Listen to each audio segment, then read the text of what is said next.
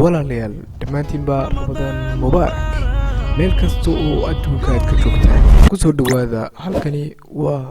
Usmaan Caga Dabayl Facebook waxaan bilaabi doonaa tartan lagu magacaabo Caga Dabayl Facebook Cup daawade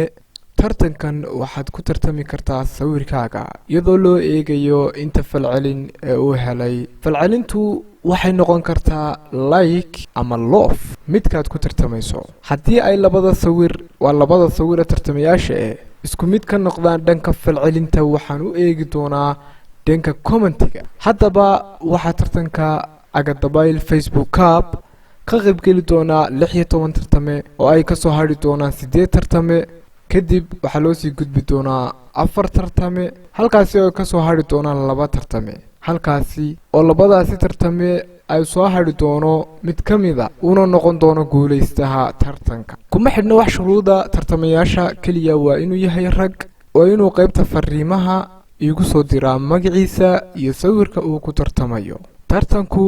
guud ahaan wuxuu socon doonaa muddo 2 week ah maalin walba waxa tartami doonaa 2 tartame muddada tartanka maalintii waa 24 saacadood 24 saacadood gudahood bad falcelinta ku heli kartaa wixii intaas ka dambeeya waxa la ogaan doonaa oo la soo dhajin doonaa tartamaha ku guuleystay ciyaartaasi tartamaha koobka qaada wuxuu ku guuleysan doonaa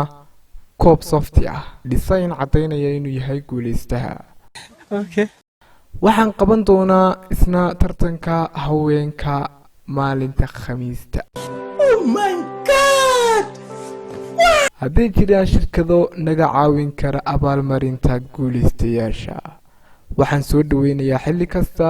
halkaasi oo aanu magacooda ku xusi doono barnaamij ku soo dhawow meel kasta oo aad adduunka ka joogtid iyo goob kasta oo aad ku sugan tahay